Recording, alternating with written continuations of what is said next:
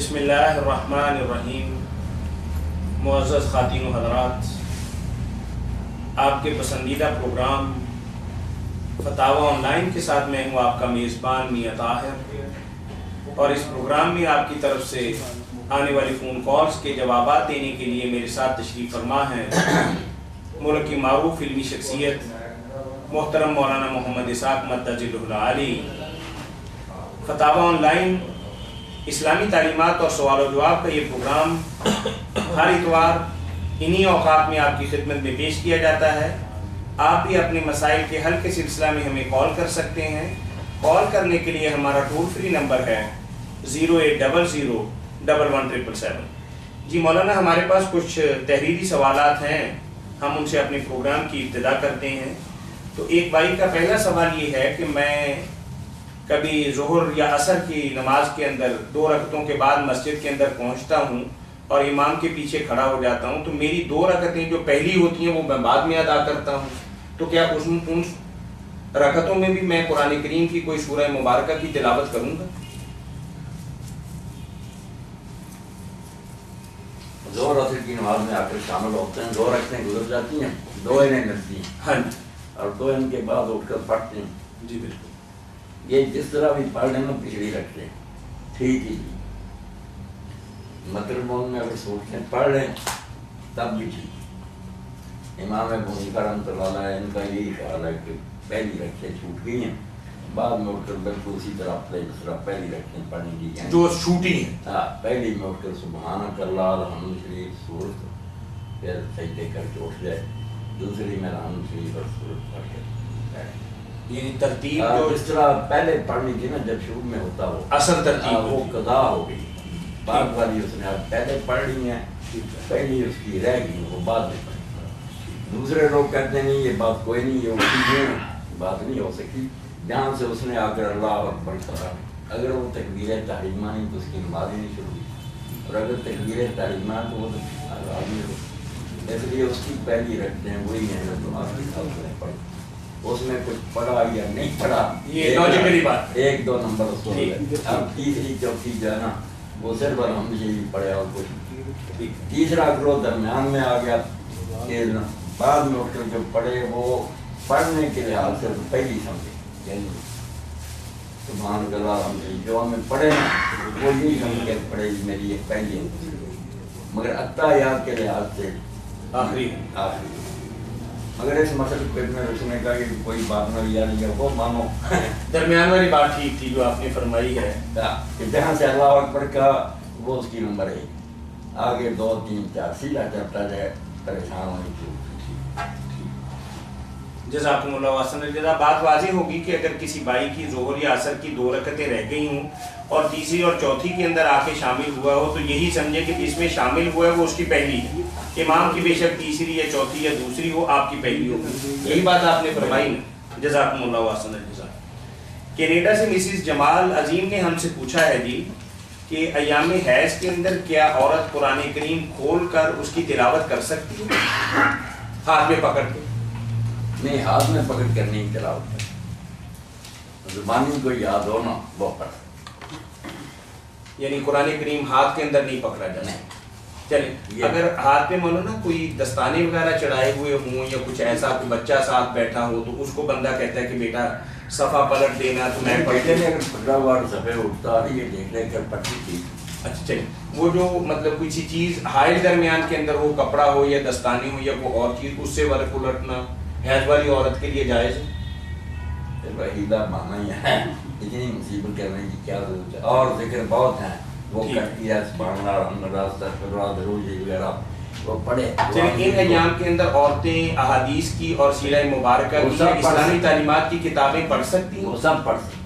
ٹھیک، جزاکم اللہ احسن الجزا۔ اب بات واضح ہوگی کہ ان ایام کے اندر عورت قرآن کریم کی زبانی تلاوت کر سکتی ہے لیکن قرآن کریم کو ہاتھ لگانا ہاتھ نہیں لگانا ٹھیک جائز نہیں۔ تو سوال ہے کہ ہمارے پاس ہمارا ایک دوست کاروبار کرتا ہے اور اس کا نام عبداللہ، فاطمہ، حسن، حسین، علی، عمر، ابو بکر، عثمان، صدیق وغیرہ کے نام سے اس کا نام شروع ہوتا ہے۔ تو بھائی کہہ رہے ہیں کہ اگر وہ وزٹنگ کارڈ بناتا ہے تو جب اس کا وقت یا ضرورت ختم ہو جاتی ہے تو ہم ان چیزوں کو زمین پہ پھینک دیتے ہیں، تو اس سے ان اسلامی ناموں کی بے حرمتی نہیں ہوتی؟ تو اگر آدمی اس کی بجائے ایم ایس لکھ لے محمد صدیق اور ابو بکر کی جگہ اے زیڈ بنا لے کہ ابو بکر ذوالفقار وغیرہ، تو کیا ہے زیادہ بہتر نہیں؟ کر لے ایسا جتنا ہو سکے یعنی اے ڈی اللہ دیتا بنا لے بجائے اللہ دیتا بچنا چاہیے، نیک ہے ارادہ اس کا، لیکن اس سے مولانا مقصد پورا نہیں ہوتا، کیونکہ آپ کسی ادارے کے اندر جاتے ہیں تو آپ اپنا نام کہتے ہیں کہ میرا نام اے ڈی ہے، تو اس کے شناختی کارڈ کے اوپر اللہ دیتا لکھا ہوتا ہے۔ اگر آپ کو کوئی امانت ان کے پاس ہے تو آپ کو قطع نہیں دیں گے، خاص طور پر بینک والے تو، اگر آپ نے مخفف رکھا ہوا ہے۔ ہاں اپنا شناختی کارڈ یا آپ اپنا وزٹنگ کارڈ ان کو دیں گے تو آپ کی بات سنیں گے اور آپ کا کام بھی کریں گے، اور جو آپ کی امانت ہوگی آپ کے حوالے بھی کریں گے۔ بینک وغیرہ کے لیے دستاویز ہیں تو ہمارے شناختی کارڈ ہے نا وہ دکھائے گا، اگر اسے یہ نام بھی پورا بتائی ہے، دوسرا ہے نا کہ جو زمین پر پھینک دیے جاتے ہیں ان کی بات کے پر یہ ٹھیک ہے، جزاکم اللہ واحسن الجزاء۔ ہمارے دوست یہاں تشریف فرما ہے، انہوں نے بہت ہی اچھا ایک سوال پوچھا ہے کہ میں گردے کا مریض ہوں اور گرمیوں میں روزے آئے تھے تو پانی بہت زیادہ پیا جاتا ہے اور میری استطاعت نہیں تھی کہ میں روزہ رکھ سکوں، تو آپ جیسے صاحب علم لوگوں نے بتایا کہ میں اپنے روزے قضا کر کے سردیوں کے دنوں کے اندر رکھ سکتا ہوں۔ کہتے بدقسمتی سے سردیاں شروع ہوئی تو آج کل کرتے کرتے میں صرف 15 روزے ہی رکھ سکا ہوں اور 15 میرے ذمے ابھی بقایا ہے، تو ان حالات کے اندر موسم بھی بدل گیا، میں مزید روزے بھی نہیں رکھ سکتا، اب میرے لیے شریعت اسلامیہ کی روشنی میں کیا حکم ہے، وضاحت فرمائیں۔ اگر تو میرے بھائی کی حالت ایسی نہیں کہ روزے نہیں رکھ سکتے اور رکھے تو تکلیف کا اندیشہ، تو اس کو روزے نہیں رکھنے چاہیے، کوئی نیکی نہیں، بالکل روزہ نہ رکھے، ان کی جائے دیا گیا ایک مسکین کا کھانا جو ہے نا روز کا، اس حساب سے بنا کرنا، درمیانے درجے کرنا، بہت اعلیٰ کیا۔ اس کا کوئی مزید کفارہ بھی ہوگا، کیونکہ وہ کچھ ان کی سستی کی وجہ سے ایسا ہوا ہے کہ موسم تو بہت اچھا تھا 4-5 مہینے، لیکن یہ سوچ کے کہ یار 10 دن ٹھہر جائیں اگلی شادی کے بعد یا فلاں رسم کے بعد، یا کوئی بات نہیں میں ابھی رکھ لوں گا، ایسے سستی کی وجہ سے لیٹ کرتے گئے۔ نہیں سستی کیا، دین نے اجازت دی تھی نا اگلا رمضان آنے تک اس کو ٹھیک ہے، اگر اس کی حالت ایسی ہوگی نہیں رکھ سکتا تو نہ اس تکلیف میں پڑے۔ ٹھیک ہے، چلیں کینیڈا سے ہمارے بھائی ہیں جمال عظیم صاحب، انہوں نے ایک تو آپ کو بہت زیادہ سلام کہا ہے، دعا کی درخواست کی ہے، آپ کے پروگرام کے بارے میں انہوں نے کہا ہے کہ الحمدللہ یہ پوری دنیا کے اندر اپنی نوعیت کی واحد کاوش ہے کہ ایک جگہ پہ عالم دین بیٹھتے ہیں اور خاص وقت پر خاص کال کر کے ہم اپنا جواب لے سکتے ہیں۔ پہلے تو آپ کو مبارکباد دی، آپ کو دعائیں بھی دیں اور آپ سے دعاؤں کے طلبگار بھی ہیں۔ ان کا سوال یہ ہے کہ وہ کہتے ہیں کہ میں ٹرانسپورٹ کے شعبے سے منسلک ہوں، 14-15 گھنٹے کی میری کینیڈا کے اندر ڈیوٹی ہے اور کسی سڑک پہ ہم نماز بھی نہیں پڑھ سکتے، تو کہتے ہیں کہ مجھے اپنی ڈیوٹی پہ تہجد کے وقت جانا پڑتا ہے، تو میں تہجد کی نماز بھی الحمدللہ پڑھتا ہوں، لیکن اگر میں اس وقت فجر پڑھ لوں، کیونکہ اگر میں وقت پر پڑھنا چاہوں تو میں نہیں پڑھ سکتا، تو میرا مولانا سے یہ سوال ہے کہ کیا میں وقت سے پہلے نماز فجر کی ادائیگی کر سکتا ہوں؟ وقت سے پہلے تو نماز کی ادائیگی کا دین میں کوئی تصور نہیں، بعد میں ہے کہ اگر نہیں وقت پر پڑھ سکتے تو اور اصل کے ساتھ پھر آپ چلا کر کے پڑھ لیں، اور اگر ممکن ہو گاڑی میں بیٹھے بیٹھے آپ چلاتے ہیں، جدھر کو گاڑی جا رہی نہ اٹھے نہ سجدے کریں، بس اشارے سے ہی نہ اللہ اکبر پڑھیں، تھوڑا سا سر جھکا دیں، گاڑی کو چلنے دیں اور وقت کے اندر پڑھ لیں، تو یہ سب سے خدا کی ہے نا، وقت سے پہلے تو نماز نہیں نہ ہو سکتی، نہیں مولانا آپ یہ پڑھ لیں، بے شک قبلہ رخ نہ ہو، گاڑی چلتی رہے، آپ تھوڑا سا سر جھکا کرنا، یہ فرض نمازوں کے اندر بھی یہ گنجائش کر ہے، سکتے، اور لمبا چوڑا جو ہے نا کہ 3 تسبیحیں 4 اتنا نہ کرے، جو ہے نا کہ 3 تسبیحیں 4 اتنا نہ کرے، سبحان ربی العظیم ایک بار بس کافی، اس کا اس حالت میں نماز ادا کرنا ہماری اطمینان سے پڑھی سے انشاءاللہ 1000 درجہ بہتر۔ عقلی اعتبار سے تو آپ کی بات سمجھ میں آتی ہے، کیا نقلی اعتبار سے بھی آپ کوئی دلیل مرمت فرمائیں گے؟ بالکل یہی بات نہیں، کوئی اس کی دلیل مطلب دلیل وہی کشتی والی ہے، کشتی سے اتر نہیں سکتے تھے لوگ، تو کہا کشتی میں پھر وہ نماز پڑھ لیں۔ ٹھیک ہے، جزاکم۔ جمال بھائی، آپ کے سوال کا بہت ہی خوبصورت جواب مولانا نے آپ جیسے بہت سے بھائیوں کے لیے دیا جو دیار غیر کے اندر رہتے ہیں اور نمازوں کے اوقات ان کے لیے کافی مشکل ہوتا ہے اس کو سنبھالنا، تو مولانا نے یہ فرمایا کہ آپ وقت سے پہلے تو نماز پڑھ ہی نہیں سکتے، نہیں، اور وقت کے بعد پڑھ سکتے ہیں، لیکن اس کی بجائے اگر آپ ڈرائیونگ سیٹ پر ہی بیٹھے بیٹھے اشارے کے ساتھ بے شک چند کلمات ہی ادا کریں، صرف فاتحہ کر کے سر کو جھکا دیں اور پھر ایک آدھ دفعہ تسبیح آپ کر لیں اور اس طریقے سے سلام پھیر دیں تو یہ اللہ تعالیٰ کے ہاں بہت زیادہ پسندیدہ عمل گنا جائے گا۔ سنت اور نفل وغیرہ چھوڑ دیں، صرف فرض ہی اس طرح پڑھ لیں، انشاءاللہ خیر ہے۔ جب سفر ختم ہو پھر اطمینان سے نمازیں پڑھیں۔ جو نمازیں سفر کے بعد آئیں وہ اطمینان سے پڑھ لیں، یا تو اس کو آپ مؤخر کر سکتے ہیں کہ اگلی نماز جب بھی آپ کو ملے اس کے ساتھ ملا کے پڑھ لیں۔ تو یا مولانا نے ایک درمیانی شکل بتائی ہے کہ آپ اپنی سیٹ پر بیٹھے ہوئے بھی اشارے کنائے کے ساتھ بھی نماز کی ادائیگی۔ مؤخر کرنا یا قضا کرنا جو ہے نا خطرے کی بات ہے، گناہ یہ ہے، نہ وقت سے پہلے نہ وقت کے، وقت کے اندر اندر میرے بھائی جس طرح آپ تھوڑا بہت سارخام کر سکتے ہیں نا کر لیں، بے شک قبلہ رخنا ہو، سجدہ نہ کر سکیں، اشارہ ادھر کر لیں۔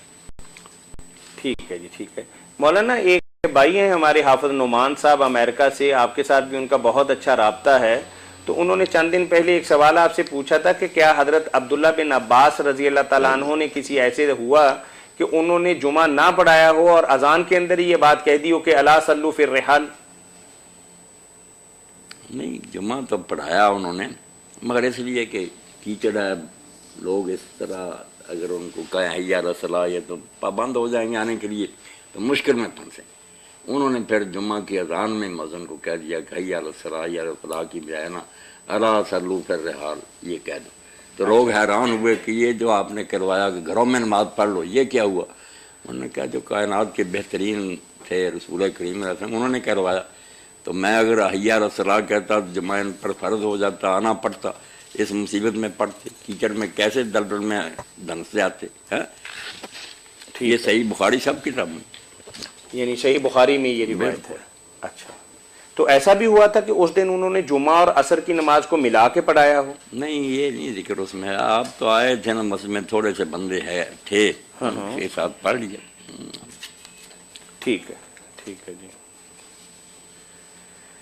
مولانا بھائی کا سوال یہ ہے کہ ابھی بیٹھے بیٹھے انہوں نے ہمیں سوال بھجوایا ہے اور آپ سے رہنمائی چاہ رہے ہیں کہ وہ کہتے ہیں کہ کیا سجدہ سہو صرف فرض نماز ہی میں کرنا چاہیے یا نوافل یا سنتوں کے اندر بھی اگر کوئی کمی بیشی ہوگی ہو تو اس میں سجدہ سہو کرنا چاہیے، یا اس کا تعلق صرف فرض نمازوں کے ساتھ ہی ہے؟ خیال تو یہ بھی امت میں موجود ہے، کئی علماء بڑے بڑے یہی کہتے ہیں کہ فرض نماز جو ہے نا اس کو سنوارنا چاہیے، اس میں کوئی خلل ہو جائے تو سجدہ صاحب کرنا چاہیے، نوافل کی کیا بات ہے، جس طرح پڑھے جائیں، مگر زیادہ لوگ یہی کہتے ہیں کہ ان میں سجدہ صاحب کرنا۔ نبی علیہ السلام نے جتنے کیے ہیں ان کا تعلق تو فرضوں سے ہی ہے، اسی کا ذکر ہے، کوئی نفلوں سنتوں کا نہیں ہے۔ ٹھیک ہے، جزاکم اللہ۔ یعنی آپ کیا فرماتے ہیں کہ سنتوں اور نوافل کے ساتھ بھی ہمیں سجدہ سہو کرنا چاہیے، یا وہی جو موقف ہے کہ صرف اس کا تعلق فرض نماز کے ساتھ ہے آپ بھی اسی کے قائل ہیں؟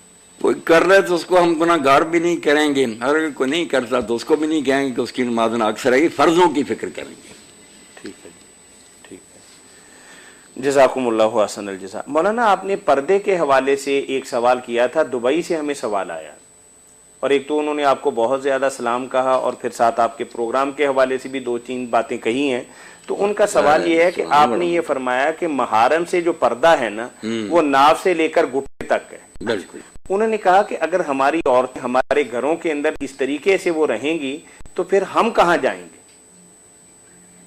نہیں، اس کا مطلب یہ نہیں کہ عورتیں اسی طرح رہیں، یہ تو بات جو سمجھتا ہے اس کی درست نہیں سمجھ ہے۔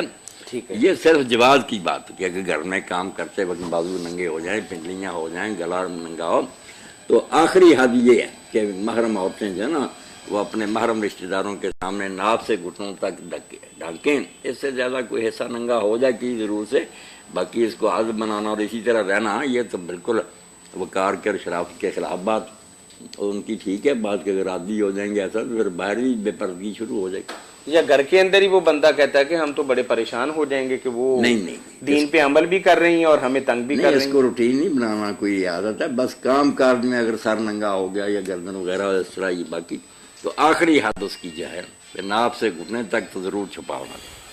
ٹھیک ہے جی، ٹھیک ہے، جزاکم اللہ احسن الجزا جی۔ مولانا ہمارے دوست ہیں یہاں، انہوں نے سوال کیا ہے کہ امام جلال الدین سیوطی اپنی کتاب تاریخ الخلفاء میں ایک حدیث لائے ہیں کہ حضور نبی کریم صلی اللہ علیہ وسلم نے فرمایا کہ میری امت میں 12 امام ہوں گے اور وہ کلہم سید اور قریش ہوں گے، مگر شومی قسمت کہ کئی لوگ ائمہ اہل بیت کے نام کے ساتھ امام تو نہیں لگاتے جبکہ دوسرے لوگوں کے ساتھ امام کا لفظ استعمال کرتے ہیں، جیسے امام ابو حنیفہ رحمۃ اللہ علیہ ہیں، امام مالک شافعی، امام ابن تیمیہ، امام مالک، یا کچھ اور لوگ ہیں کہ جو ان کے ساتھ یہ امام کا لفظ استعمال کرتے ہیں، جو حقیقی امام ہیں ان کے ساتھ امام کا لفظ استعمال نہیں کرتے۔ بھائی کا سوال یہ، بھائی کا سوال جو ہے نا کہ آپ نے فرمایا دین غالب رہے گا اور اسلام اس وقت تک چلتا رہے گا جب تک اس امت میں 12 امیر یا خلیفے نہ ہو جائیں۔ امام تو نہیں، وہاں تو لفظ ہے امیر کا اور خلیفے کا۔ تو اب جو شیعہ حضرات کہتے ہیں کہ وہ 12 امام ہیں، یہ جو اہل بیت میں سے بڑے نیک اور صالح لوگ ہیں، ان میں سے امیر صرف حضرت علی ہوئے ہیں، ان کو حکومت ملی ہے، حضرت حسن کچھ مہینوں کے لیے ہوئے، اور امام جو ہے مہدی وہ ہوں گے، باقی امیر نہیں ہو سکے۔ وہ قابل جتنے جی چاہے، مگر وہ علم کے امام ہیں، عمراء اور حکام نہیں بن سکے۔ حدیث میں تعلق جو بات ہے وہ حکام کی، حاکم۔ اب اس کے دو معنی ہے، تو اس بارے میں بہت علماء میں پریشانی کہ وہ 12 کیا ہیں، کس طرح ہوں گے۔ دفتر لکھ کر لوگ تھک گئے، کیونکہ اگر سارے گنتے ہیں تو اب تک سینکڑوں سے زیادہ ہو چکے ہیں، اگر نیک گنتے ہیں تو حضرت حسن کے بعد نیک مل، تو پھر کیا ہے اس کا پریشان۔ یہی وہ میرے بھائی کی بات شیعہ کہتے ہیں ہمارے جو ہیں ان کو یار تم میرے سنت نہیں مانتے ہو، صالح نیک صالح ہیں مگر امیر نہیں بن سکے، حکومت نہیں ان کو ملی۔ تو کچھ لوگوں نے تو پھر کہا کہ لگاتار جتنے ہیں نا وہی ہیں، اس میں پھر یزید بھی آتا، یہ شیعہ حضرات پھر کہتے ہیں دیکھو تمہاری کتاب میں اس کو بھی شمار کیا۔ تو اس میں سمجھنے کی بات ہے کہ اگر لگاتار ہی مراد ہے نا تو اس میں ان حکمرانوں کی تعریف نہیں کہ وہ اچھے ہوں گے یا بد ہوں گے۔ وہ دوسری حدیثوں سے پتہ چلتا ہے کہ 30 سال کے بعد وہ ظالم حاکم ہیں۔ وہ صرف اسلام کے غلبے کی بات ہے کہ 12 حکمران ہونے تک نا ان کا رعب رہے گا، باقی کفار ان سے مرعوب ہوں گے۔ اور واقعی عمومی نے جب خود ہی اپنے خلیفے کے خلاف بغاوت کر کے قتل کر دیا اس کو، ان کا پھر رعب جاتا رہا۔ 2 حکومتیں بن گئی، اسپین میں الگ ہو گئی، عباسیوں کے الگ۔ تو اگر لگاتار مانے تو پھر خلیفے نیک بد نہیں، وہ بد بھی ہو سکتے ہیں، مگر وہ پیریڈ بتایا گیا کہ 12 حکمرانوں تک میں اسلام کا رعب رہے گا۔ اسی طرح یا پھر جو امام ابن تیمیہ اور ابن کثیر نے کہا کہ 12 ہوں گے مگر ان میں لگاتار ہونا شرط نہیں، وہ قیامت تک ہوں گے۔ کچھ ہو گئے عمر بن عبدالعزیز، کچھ پھر امام مہدی سے پہلے، آخری قیامت تک ہوں، قیامت تک۔ یہ 2 تشریح ٹھیک، یعنی اس میں تسلسل والی بات نہیں ہے، صرف یہ کہ کوانٹٹی پوری ہوگی، 12 ہو جائیں قیامت تک نیک۔ اچھا، امامت کا درست مفہوم کیا ہے مولانا آپ کی نظر میں؟ امامت جیسے آدمی کو لوگ اپنا لیڈر مانے، پیشہ مانے، اگر علم میں مانے تو علم کا امام ہے، نماز میں کھڑا کر رہے ہیں اگر اس کی اقتدا میں نماز پڑھیں وہ امام صلاۃ ہے۔ اگر حکومت اس کو دے دی جائے تو امامت کبریٰ ہے اس کی۔ ٹھیک، مطلب اس کا یہ ہے کہ دنیاوی اعتبار سے کسی کو مطلب نیک صالح انسان کو اپنا بڑا بنا لیا جائے، یا دینی اعتبار سے کسی کو اپنا پیشوا سمجھ لیا جائے؟ برے کو بھی جیسے بنائے، قرآن کہتا نا کہ وہ فرعون کے ائمہ تھے، وہ دوزخ کی طرف بلاتے تھے۔ برے بھی امام ہیں، نیک بھی ہے، جو بھی کسی قوم اور امت کا پیشوا بنا ہوا ہے جس کے وہ پیچھے چل رہے ہیں، نیک ہے تو ان کی اچھی قسمت ہے، بعد ہے تو بہتے پھریں گے۔ ٹھیک ہے، جزاکم اللہ حسن الجزا۔ وَجَعَلْنَاهُمْ أَئِمَّةً يَهْدُونَ إِلَى۔ بھائی کا سوال یہ ہے کہ کیا یہ بات صحیح ہے کہ ابن عباس رضی اللہ تعالیٰ عنہ اپنے کسی شاگرد کو یا مرید کو بچانے کے لیے اعتکاف سے باہر آ گئے تھے اور باہر نکل کے رو بھی پڑے تھے؟ نہیں، یہ میرے ذہن ایسی کوئی بات نہیں۔ ٹھیک ہے، حضرت حسن رضی اللہ کے بارے میں آج لکھا ہوا کہ ایک شخص آیا، یہ اعتکاف میں تھے تو اس کے ساتھ ہی اٹھ کر چلے گئے، تو کسی نے یاد دلایا کہ آپ تو اعتکاف میں، اور میں 30 دن مسجد نبوی میں اعتکاف کروں، اس سے بہتر ہے کسی حاجت مند کے ساتھ جاؤں اور اس کا وہ کام کرا دوں۔ ٹھیک ہے مولانا، ہمارے بھائی ہیں آدم قریشی، آدم قریشی یو کے میں رہتے ہیں، ماشاءاللہ، وہ آپ سے پہلے بھی پوچھتے رہتے ہیں۔ ایک سوال ان کا پچھلے دنوں آیا بھی تھا جس کا آپ نے بہت ہی خوبصورت جواب دیا تھا کہ اللہ تعالیٰ نے ایک آدم کو پیدا کیا تھا یا نسل آدم کو ہی پیدا کیا تھا جو اتنی مخلوقات دنیا کے اندر پائی جاتی ہے؟ انہوں نے ایک جی آدم ایک ہے، وہ آپ نے وضاحت فرما دی تھی 3 ہفتے پہلے۔ تو آج ان کا ایک اور ای میل کے ذریعے سوال ہمیں موصول ہوا ہے، اور اس میں وہ فرماتے ہیں کہ 7 زمینیں اور 7 آسمان، اس کی ایک تھوڑی سی تفصیل بتا دیں۔ کہ یہ کس اعتبار سے ہم 7 زمینیں شمار کریں گے اور کیسے ہم 7 آسمان شمار کریں گے؟ کہ ہم تو یہ کہتے ہیں کہ اللہ تعالیٰ آسمانوں میں ہے یا آسمان سے ہمیں رزق آتا ہے، تو پھر ہمیں کچھ تفصیلات تھوڑی سی آپ اس کی جو گنجلک سی ہے وہ بتانی پڑے گی کہ کس آسمان سے ایسا ہوتا ہے کہ اللہ کون سے آسمان پہ ہیں؟ اللہ کا تو کیا ہم بتائیں، ہم اس کے بارے میں کچھ بھی نہیں جانتے، بس یہی ہے کہ وہ ہے اور ہم اس کے بندے۔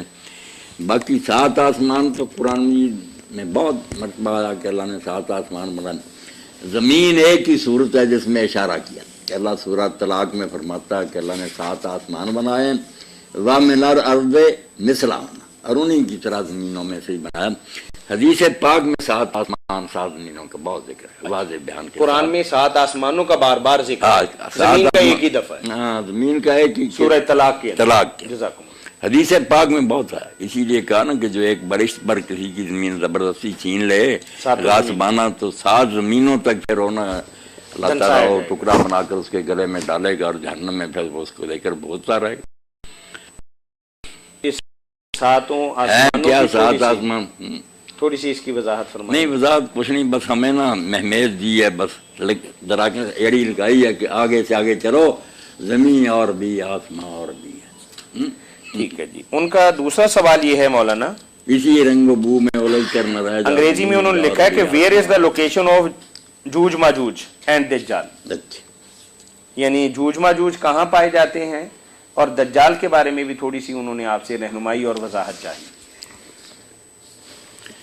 یاجوج ماجوج کے بارے میں تو ہم اپنے بھائی سے کچھ تعاون کر سکتے ہیں کہ یاجوج ماجوج جیسے لوگوں کے تصور میں نے کہ بارشتی اتنا ان کا قد ہے، کان اتنا لمبا ہے کہ نیچے بچھا لیتے ہیں کہ اوپر لے لیتے ہیں، اور ان کی ایک اور جو ہے نا وہ 1000 بچہ جانتی ہے، اور یہ ہے، یہ سب افسانے ہیں، دین سے ان کا کوئی تعلق نہیں۔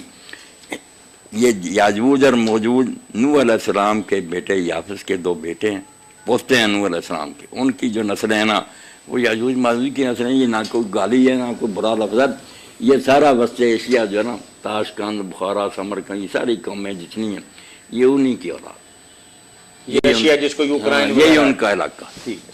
انہی سے بچنے کے لیے لوگوں نے چاروں طرف سے نا پھر دیواریں بنائی ہوئی ہیں، کچھ گر گئی ہیں، کچھ اب بھی قائم ہیں۔ فسادی تھے، جب بھی زیادہ تعداد میں ہو جاتے تھے پھر یورپ کی طرف چلے جاتے، ہندوستان کی طرف آ جاتے، یہ آریہ وغیرہ بھی انہی کی شاخیں تھیں، مگر دوسرے علاقوں میں جا کر کچھ مہذب بن جاتے تھے۔ یاجوج ماجوج تو یہی قیامت سے پہلے نا ان کا بڑا فتنہ ہوگا، دوبارہ اٹھیں گے، یہ کیا کریں گے پھر؟ تباہی مچائیں گے۔ جیسے اب سوشلزم لوگوں نے بہتا 70-80 سال ہے، اسی طرح کے فتنے پھر کھڑے کریں، علاقہ فتنوں کا، جب بھی انہیں موقع ملتا ہے نا۔ ٹھیک ہے، جزاکم اللہ واحسن الجزا۔ فتاوی آن لائن اسلامی تعلیمات کا پروگرام ہر اتوار عصر تا مغرب آپ کی خدمت میں پیش کیا جاتا ہے۔ اس خوبصورت پروگرام میں جوابات دینے کے لیے حسب معمول تشریف فرما ہوتے ہیں ملک کی معروف علمی شخصیت، وحدت امت کے داعی محترم مولانا محمد اسحاق مدد ذلہ العالی۔ اسلامی تعلیمات اور سوال و جواب کا یہ پروگرام فتاوی آن لائن ہر اتوار عصر تا مغرب آپ کی خدمت میں پیش کیا جاتا ہے۔ آپ بھی اپنے مسائل کے حل کے سلسلہ میں ہمیں کال کر سکتے ہیں۔ کال کرنے کے لیے ہمارا ٹول فری نمبر ہے 08001177777۔ یاد رہے کہ یہ پروگرام ہر اتوار عصر تا مغرب آپ کی خدمت میں پیش کیا جاتا ہے، اور آپ تحریری فتویٰ کے حصول کے سلسلہ میں بھی ہمارے ادارہ سے رابطہ کام کر سکتے ہیں، اور اس کا تحریری جواب بھی آپ کو دیا جاتا ہے۔ مولانا یہ بات آپ نے بتا دی کہ یوج ماجوج جو ہے یہ قرب قیامت کی نشانیوں میں سے ایک ہے، یا اس سے پہلے ان کا جو قصد ہے نا خروج، خروج سے لوگوں نے سمجھ لیا نا کہ وہ پنجرے میں باندھے وہاں سے نکلیں۔ خروج کا معنی نکلنا بھی ہے، شورش بھی ہے۔ جب لوگ باغی ہو جاتے ہیں حکومت کے خلاف تو اسے خروج ہی کہتے ہیں نا، کہ نکل آئے بازاروں میں آ گئے اور انہیں ہنگامے برپا کر دیے۔ فتنہ خروج یاجوج و ماجوج ہے نا۔ ٹھیک ہے، اس سلسلہ میں نے ایک کتاب مجھے یاد آ رہی ہے، آپ بھی شاید اسی کی نشاندہی فرمائیں گے۔ مولانا ابوالکلام آزاد رحمۃ اللہ علیہ نے ایک کتاب لکھی ہے، پیاری کتاب، وہ اصل میں ان کی تفسیر کا حصہ اصحاب الکہف، الگ کتاب نہیں ہے، ماجوج ذل کرنا، ان سب پر انہوں نے قصہ خضر اور موسیٰ ٹھیک وہ ہے، تفسیر کا یعنی حصہ چلیں، علیحدہ بھی ایک کتاب ہے آدم قریشی صاحب کو بتاتے چلیں اور دیگر دو احباب لے لیں۔ ہمارا پروگرام سن رہے ہیں کہ پاکستان کے ایک معروف اشاعتی ادارے طارق اکیڈمی نے مولانا ابوالکلام آزاد رحمۃ اللہ علیہ کی کتاب جو یاجوج ماجوج کے متعلق بہت مفصل اور بہت ہی زیادہ خوبصورت اور مستند کتاب ہے، بڑی طارق اکیڈمی فیصل آباد نے اسے شائع کیا ہے۔ مولانا اگر آپ اس کتاب کا مطالعہ کریں گے تو آپ کے ذہن کے اندر آنے والے بے شمار اشکالات جو ہیں الحمدللہ وہ حل ہو جائیں گے۔ اور آپ کے حوالوں سے انہوں نے ثابت جی کیا، ٹھیک ہے۔ بہت اچھا بتایا۔ یہ ہمارے پاس ایک تحریری سوال ہے مولانا، کیا یزید کے کہنے سے امام حسن مجتبیٰ کی بیوی جودہ بن اشعث نے آپ کو زہر دیا تھا؟ جادہ نے انہوں نے پیش لکھ کے ڈالا ہے، جی پتہ نہیں کیا ہے۔ زبر ہے، جادہ بنت اشعث نے آپ کو زہر دیا تھا تاکہ بعد میں تم سے شادی کر لوں گا، لیکن اس کے بعد بتا رہے ہیں کہ وہ مکر گیا۔ کیا واقعی ایسا ہوا تھا؟ اور جب ان کی قے آئی تو ان کے جگر کے ٹکڑے ان کے منہ کے راستے قے کی شکل کے اندر باہر نکلے تھے؟ یہ جو مسلمان بات ہے کہ امام حسن علیہ السلام زہر سے ہی شہید ہوئے، یہ تو سب محدثین اور رخین نے لکھا، مگر زہر کس نے دیا، کس کے کہنے پر ایسی سازشیں جو ہیں ان کے بارے میں کو پتہ چلتا ہے، کوئی ثبوت چھوڑتا ہے، اندازے ہی ہوتے ہیں۔ تو یہ عون المعبود جو ہے شرح ابو داؤد، اس میں مولانا شمس الحق عظیم آبادی نے تو یہی لکھا کہ یزید بن معاویہ کے اشارہ پر ہی نا اس جادہ نے امام حسن علیہ السلام کو زہر دیا تھا۔ ٹھیک ہے، کتابوں میں زیادہ لوگ یہی دیا جو لکھتے ہیں، ابن حجر بھی کہ 3 بار دیا، آخری مرتبہ پھر بہت زیادہ تھے جس سے جگر کے ٹکڑے ٹوٹی آ کر پھر ہاتھ میں گر گئے۔ یہ آدم قریشی امام صاحب حسین علیہ السلام نے بہت پوچھا کہ بھائی کس پر شبہ ہوا، انہوں نے کہا کیا کرو گے، اس کو قتل کرنا چاہتے ہو؟ اگر وہی ہے جو میرا خیال ہے، میں نے اللہ پر معاملہ چھوڑا، وہ بہترین کام دینے والا، اور اگر نہیں تو کیوں خام خواہ لوگوں کو قتل کرنا؟ بس ٹھیک ہے۔ یہ آدم قریشی صاحب کا تیسرا سوال ہے جو یو کے سے ہمیں جو میل کے ذریعے ملا ہے، what is the status of حدیث in which it is said علماء آف دس امہ are equal to prophet of بنی اسرائیل؟ یعنی وہ حدیث مبارکہ ہے نا کہ یعنی علماء امتی کا انبیاء بنی ہاں بالکل، الفاظ عربی میں یہ پڑھے جاتے ہیں۔ جی بالکل، اس کا یہ پوچھا ہے کہ وہ حدیث کس پائے کی ہے اور اس کی تھوڑی وضاحت بھی فرما دیں۔ آدم صاحب اللہ تعالیٰ آپ کو خوش رکھے، پایا اس کا کچھ نہیں، ایک تو ہوتا نا چلو کچھ کمزور ہو، نہیں کمزور بھی نہیں، یہ باطل اللہ صلی اللہ بالکل گھڑی ہوئی، اور کوئی اس کے گھڑنے والے کا بھی پتہ نہیں، کوئی سر پیر ہی نہیں۔ یہ جسٹس منیر کی جب عدالت جسٹس کیانی کی قادیانیوں کے خلاف چل رہا تھا معاملہ، تو انہوں نے بھی یہ حدیث پیش کی تھی اچھا، کہ انبیاء بنی اسرائیل کی طرح اس امت کے عالم ہے، اس لیے مرزا صاحب یار اگر نبی بن گئے پھر کیا مولوی نبیوں کے برابر ہیں؟ تو پھر علماء نے اس وقت آنکھیں کھولی اور کہا اس کی کوئی سند پیش کرو، جعلی سچی کوئی دکھاؤ، کون بیان کرنے؟ کچھ نہ نکلا۔ وعلیکم السلام ورحمۃ، بالکل یہ بناوٹی۔ علامہ البانی صاحب نے یہی لکھا کہ قادیانیوں کی دلیلیں ایسی ہیں سلسلہ تو حدیث ضعیفہ، ٹھیک ہے، بالکل یہ بے بنیاد بات۔ چلیں آدم قریشی صاحب، مولانا نے آپ کے سوال کے جواب کے آپ کا جو سوال تھا کہ جس میں امت کے علماء بنی اسرائیل کے انبیاء کی طرح ہیں، تو مولانا نے بڑی وضاحت کے ساتھ بتایا کہ یہ بالکل بے بنیاد، اس کو حدیث ہی نہیں کہا جا سکتا، کچھ نہیں کہنا، یہ حدیث ہے ہی نہیں۔ چلیں مولانا، یہ دیار غیر کے اندر رہنے والوں کے کچھ مسائل ایسے ہیں کہ ہمارے علماء اس کے بارے میں بہت ہی دو ٹوک قسم کی بات نہیں کرتے، تو بھائی نے پھر ہم سے یہ پوچھا ہے کہ ہم ایسے ملک کے اندر رہتے ہیں کہ آپ کی طرح آزادی کے ساتھ 5 وقت ان کے خاص اوقات پر ہم نماز کی ادائیگی نہیں کر سکتے، تو کیا ہم مستقل بنیادوں پر جب تک یہاں رہتے ہیں تو کیا ہم یہاں اپنی نماز جو ہے ظہر اثر ملا کے یا مغرب عشاء ملا کے پڑھ سکتے ہیں؟ اگر الگ الگ پڑھنا ممکن نہیں، کوشش تو یہی کرنی چاہیے نا کہ الگ الگ پڑھا جائے، جو ان کے اوقات ہیں ان پر ادا کی جائیں، بے شک سنت نفل وطر وغیرہ چھوڑ دیں، صرف فرضی وقت پر پڑھ لیں۔ اگر یہ بھی نہیں ہو سکتا تو پھر مجبوراً جمع کر لیں۔ مطلب اگر آپ ان کو جمع کرنے کی آزادی یا اجازت نہیں دیں گے تو وہ نماز چھوڑ دیں گے مولانا؟ نہیں، نماز وقت پر تو پڑھ نہیں سکتے، نماز نہیں چھوڑنی، جس طرح پڑھ سکتے ہیں پڑھیں، جمع کر کے پڑھ سکتے ہیں، اس طرح ہی پڑھیں، اچھا چھوڑیں نا نماز کا ترک کوئی۔ یعنی مولانا نے فرمایا کہ کوشش یہی کرنی چاہیے کہ ہر نماز کو اس کے وقت پر ادا کرنا چاہیے، اگر فرض محال آپ کو اس بات کی اجازت نہیں ملتی یا آپ کا ماحول اس کی اجازت نہیں دیتا تو آپ وقت ضرورت 2 نمازیں ملا کے بھی پڑھ سکتے ہیں۔ نماز کو ایک جمع کرنے کی ایک شکل ایسی ہے جس پر ساری امت متفق ہے. وہ مشکل بھی کر لینا کوئی بات نہیں. پھر حنفی بھی راضی ہیں سارے. وہ جمع سوری کہ دیکھنے میں جمع ہے. مائک لا کے نا ادھر لا کے گل پوری ہو جائے. گل پوری کراؤ. ایک منٹ اٹھی لائٹ چلانا یار موبائل کی بولے